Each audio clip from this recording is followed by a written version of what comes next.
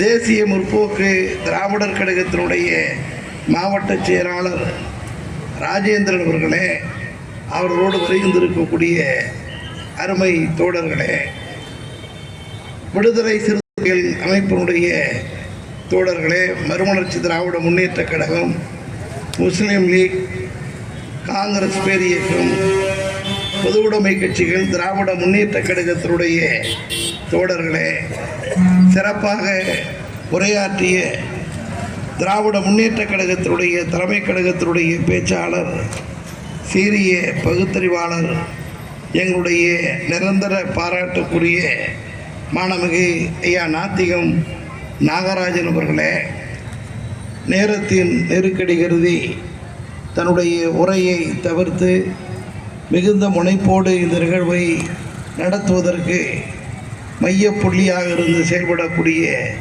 மாவட்ட கழகத்தின் ஆற்றல் மிகு செயல் வீரர், என்னுடைய நீண்ட நாளைய நண்பர் மாண்புமிகு முரளி அவர்களே, இந்த நிகழ்விலே பங்கெடுத்து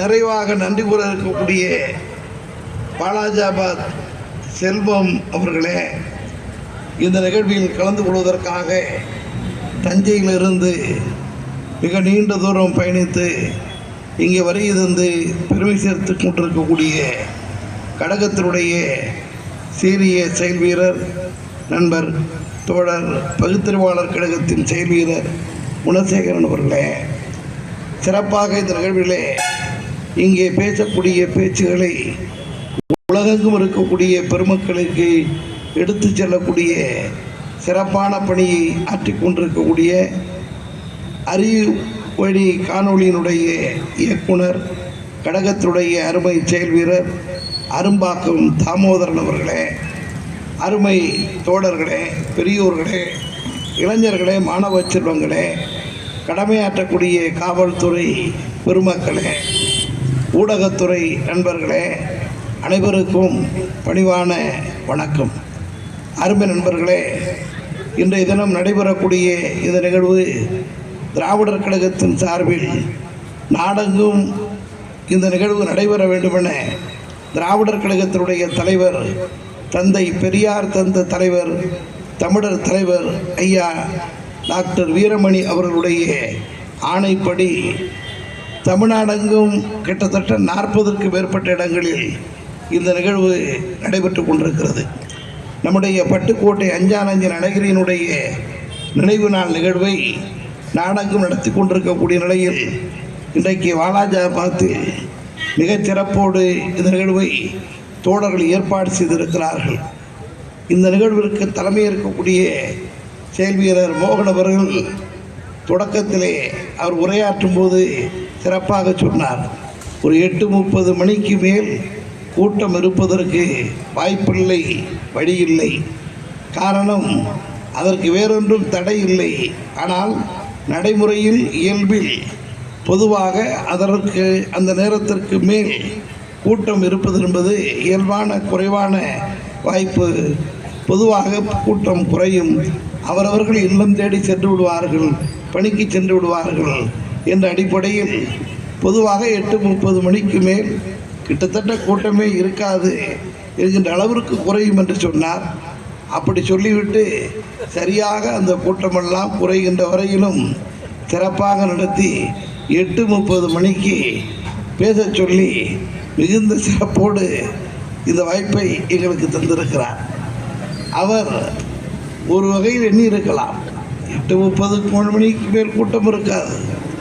8:30 மணிக்கு மேலும் கூட்டத்தோடு கூட்டம் நடத்தி இருப்பது திராவிடர் கழகம் என மெய்ப்பிப்பதற்காக விரும்பினாரோ என்னவோ, அதற்காகவும் சோதித்திருக்கலாம். என்றாலும் கூட நேரத்தின் நெருக்கடியும் அடுத்தடுத்த பணிகளும் பிறரது நேரத்தை வீணடிக்காமலும் காலத்தில் மிக முக்கியமான செய்தியை உங்களோடு பகிர்ந்து கொள்ள வேண்டியது, பதிவு செய்ய வேண்டியது அவசியம் என்ற வகையில்தான் இன்றைய தினம் இந்த நிகழ்வை ஏராளமான பெருமக்கள் இங்கே உரையாற்றினார்கள். ஐயா காஞ்சி அமுதன் அவர்களைப் போல இங்கே உரையாற்றிய நம்முடைய திமுகவினுடைய மாநில பேச்சாளர், தலைமை கழகத்தின் பேச்சாளர் ஐயா நாகராஜன் போன்றவர்களெல்லாம் பேசிக்கொண்டே இருக்கக்கூடிய வாய்ப்பை பெற்றவர்கள் என்றாலும் அவர்களெல்லாம் தன்னுடைய நேரத்தை குறைத்திருக்கிறார்கள். காரணம் இது எனக்காக என்பதற்காக அல்ல, உங்களுக்காகத்தான். உங்களுடைய நேரம் வீணடிக்காமல் அடுத்த பணிக்கு செல்ல வேண்டும். பொதுவாக ஒரு இரவு 9 மணி 10 மணிக்கு மேலே அங்கே வீட்டுக்கு செல்வது என்பது தவிர்க்க முடியாதது. அந்த வகையில் தான் ஒரு காலத்தில் கூட்டம் நடத்துவதெல்லாம் நாடகம் பார்ப்பது போல் நடந்து கொண்டிருந்தது. அப்போதைக்கு கூட்டம் நடத்துறது தான் ஒரு ஊரில் ஒரு பொழுதுபோக்கு. பாயோட கொண்டாந்து விரிச்சு போட்டு படுத்திருந்த காலமெல்லாம் உண்டு. சில தலைவர்கள் வருவதற்காக 3 நாட்களெல்லாம் காத்திருந்த பெருமக்களும் உண்டு. அங்கேயே படுத்து கிடந்துட்டே பார்த்துட்டு தான் நான் வீட்டுக்கு போவேன் அப்படி இருந்தவங்களும் உண்டு. அப்போல்லாம் வேறு வழி இல்லை, ஒரு பொழுதுபோக்கே இல்லை, கருத்தை கேட்க முடியாது. அப்படி இருந்துச்சு. ஒரு காலத்தில் இந்த கிராமபோன் அப்படின்னு சொல்கிறாங்க பாருங்கள். இப்போ பல பேர் பார்த்துருக்க முடியாது. அந்த கிராமபோன் பிளேட் ஒரு ரெக்கார்டு அது இருக்கும். அந்த ரெக்கார்டை அங்கே ஒரு இதில் வச்சு கையால் 2 சுற்றி விடுவார். அந்த சுற்றினதுக்கு பிறகு அந்த கிராமபோன் தட்டு மேலே ஒரு குண்டூசி போல் சின்ன ஊசியை வைத்து அதை தூக்கி அது ஒரு கார்னரில் ஓரத்தில் வச்ச உடனே பாட்டு கிட்டுக்கிட்டுன்னு இந்த தமிழ் நாதஸ்வரமாக பாட்டாக ஆரம்பிக்கும். அந்த சத்தம் ஆரம்பித்தோடனே ஊரில் எங்கேருந்து கூட்டம் கூடுவோம் அடித்து பிடிச்சிக்கிட்டு வந்து ஊரே வந்து திரண்டு நின்று அந்த பெட்டியை வேடிக்கை பார்க்கும். அது ஒரு காலம். அந்த மைக் செட்டில் அந்த பாட்டு போடுறாரு பாருங்க, அவர் அப்துல் கலாமுக்கு மேலானவர். அந்த மக்களுக்கு அவர் பண்ணுறதெல்லாம் பார்த்தோன்னா ஏப்பா ஏதோ கையால் ஒரு சுற்றுறாரு, எதையோ தூக்கி எப்படி வைக்கிறார், உடனே ஒரு பாட்டு பாடுது அப்படின்னு அந்த கருவியை பார்க்குறதுக்கு மெய்மறந்து கொண்டு நின்று கொண்டு விடிய விடிய விடிய விடிய பாட்டு கேட்ட மக்கள் இருந்த சமூகம் ஒன்று. இன்றைக்கி அப்படி இல்லை. இன்றைக்கி என்ன ஆகி போச்சு, உலகம் கைக்குள்ளே இருக்கிறது, கம்ப்யூட்டர் கைக்குள்ளே இருக்கிறது, ஏரோப்ளேன் கைக்குள்ளே இருக்கிறது, எல்லாம் கைக்குள்ளே வச்சுருக்காங்க. நாம் போக வேண்டிய பேர் வந்து எங்கே வந்துக்கிட்டு இருக்குன்னு இங்கேருந்து அப்படியே பார்க்குறாரு. எத்தனை மணிக்கு வரும், இப்போ அந்த பேருந்து எங்கே வந்துக்கிட்டு இருக்கு, இன்னும் வர்றதுக்கு எவ்வளோ நேரம் ஆகும், அது இன்னும் எவ்வளோ நேரத்தில் இங்கே வந்து அடையும். அதே போல் கார் ஓட்டுறவர் தேடிட்டு போனார். ஒரு அட்ரஸை கேட்டுட்டு போனார். அது எங்கெங்கே இருக்குது, அந்த லாட்ஜ் எங்கே இருக்குது, அந்த பில்டிங் எங்கே இருக்குது அப்படின்னு. இப்போ அதெல்லாம் கேட்குறதெல்லாம் கிடையாது. ஏறி உட்காந்துட்டு போயிட்டே இருக்கார். அது பாட்டுக்கு மார்க் பண்ணது போயிட்டே இருக்கு. எந்த இடத்துக்கு போகணுமோ வாசப்படியில் கொண்டு ஒரு குத்தி நிறுத்துறாரு. வாசப்படி வரைக்கும் போகுது. எனவே காலம் அன்றைக்கு வளர்ந்திருக்கிறது என்றாலும் கூட செய்திகளை உங்களுக்கு சொல்ல வேண்டியது எவ்வளவு மீடியாக்கள் மூலமாக வந்தாலும் சரி, சில செய்திகள் இன்னும் சொல்ல வேண்டுமானால் அரிய செய்திகள் எல்லாம் மக்கள் மத்தியில் கொண்டு செல்லப்பட வேண்டும் என்றுதான் இன்றைக்கு நம்முடைய பட்டுக்கோட்டை அஞ்சானஞ்சன் அழகிரி அவர்களை பற்றி அவருடைய நினைவு நாளில் அவருடைய சிறப்பை, தொண்டை, பங்களிப்பை சொல்ல வேண்டும், பாராட்ட வேண்டும், வீர வணக்கம் தெரிவிக்க வேண்டும் என நம்முடைய திராவிடர் கழகத்தின் சார்பில் இந்த பணியை தலைவர் ஐயா ஆசிரியர் வீரமணி அவர்களுடைய ஆணைப்படி நடந்து கொண்டிருக்கிறது. இப்போ எல்லாம் பேச்சாளர்கள்லாம் ரொம்ப சொகுசாக வந்து இறங்குறோம், காரில் வர்றோம், ஃப்ளைட்டில் வர்றாங்க, மிகப்பெரிய வாய்ப்பு வசதியோடு வர்றாங்க, பெரிய லாட்ஜ், பெரிய வாய்ப்பு வசதி எல்லாம் செஞ்சு கொடுத்து கவனிக்க வேண்டிய கட்டத்தில் இப்போ இருக்குது. அப்போ அப்படி கிடையாது. பட்டுக்கோட்டை அழகிரி பேச போகிற ஊருக்கு முதல் நாள் நைட்டே போயிடுவாராம். கூட்டம் முதல் நாள் முடிச்சுட்டு அன்றைக்கே புறப்பட்டு அடுத்து எந்த ஊருக்கும் அங்கே போய் தங்கிடுறது.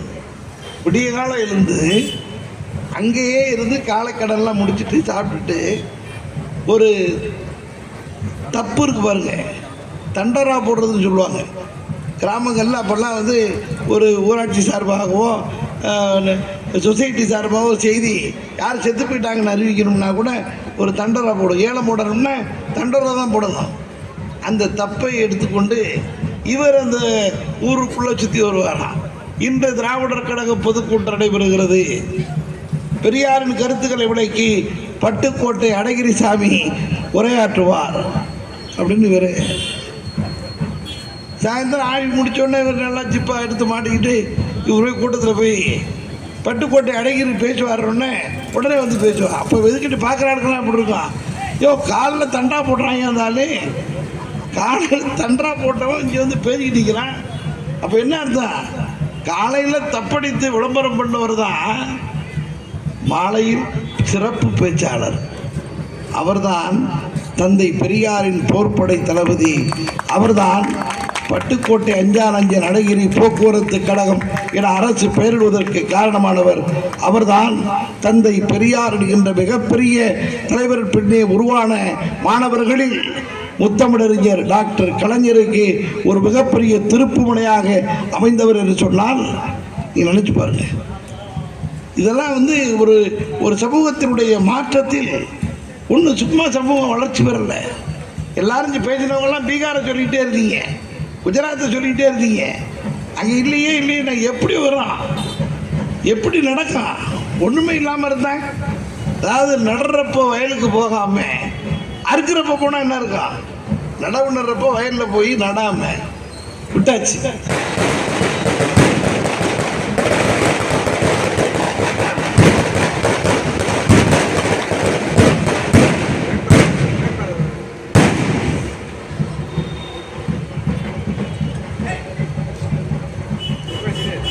எனவே நண்பர்களே, அப்படிப்பட்ட ஒரு காலகட்டத்தில் அறுக்கிறப்ப போனால் ஒன்றுமே இருக்காது. அதே மாதிரி பீகாரோ மற்ற மாநிலமோ அங்கெல்லாம் மக்களுக்கு ஒன்றும் செய்யலை, எதையும் சொல்லலை. ஆனால் தமிழ்நாடு அப்படி இல்லை. பெரியாருடைய இயக்கத்தால் பலப்படுத்தப்பட்டது, சிறப்பிக்கப்பட்டது, அறிவூட்டப்பட்டது, மிகச்சிறப்பாக பயன்பட்டது. அதனுடைய விளைவுதான் திராவிட இயக்கத்தினுடைய ஆட்சி. பேரறிஞர் அண்ணா, முத்தமிழறிஞர் கலைஞர், நம்முடைய தமிழ்நாட்டினுடைய முதலமைச்சர் முத்துவேலு கருணாநிதி ஸ்டாலின் என தொடர்ந்து இந்த ஆட்சிகளின் சாதனைகள் சிறப்பாக இருப்பதனால் இன்றைக்கு தமிழ்நாடு இவ்வளவு ஒரு மிகப்பெரிய இடத்தில் இருக்கிறது. இன்றைக்கு தமிழ்நாடு ஒரு மிகப்பெரிய அளவிற்கு இந்தியாவினுடைய முன்னணி மாநிலம், இந்தியாவினுடைய முதல் மாநிலம், இந்தியாவினுடைய தலைமை மாநிலம், இந்தியாவிற்கே வழிகாட்டு மாநிலம், இந்தியாவிலேயே தமிழ்நாட்டை போல் ஒரு மாநிலமும் தமிழ்நாடு முதலமைச்சரை போல் ஒரு முதலமைச்சரும் இந்தியாவில் இல்லை என்கின்ற அளவிற்கு ஒரு மிகப்பெரிய இடத்தை பெற்றிருக்கிறது. இதையெல்லாம் நாம சொல்லலை, ஏதோ நம்மளுடைய கொள்கைக்காக, கூட்டணிக்காக, உறவுக்காக, பேச்சறிஞர்களுக்காக நாம சொல்லலை. இதை சொல்றது யார் தெரியுமா? இந்தியா டுடே பத்திரிகை. இதை சொல்வது யார்?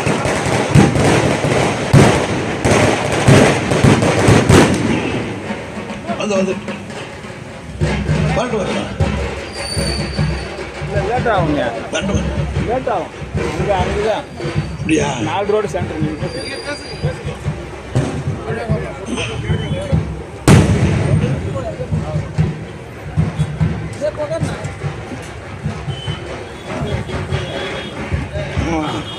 அதான் தெரியும் பார்த்து.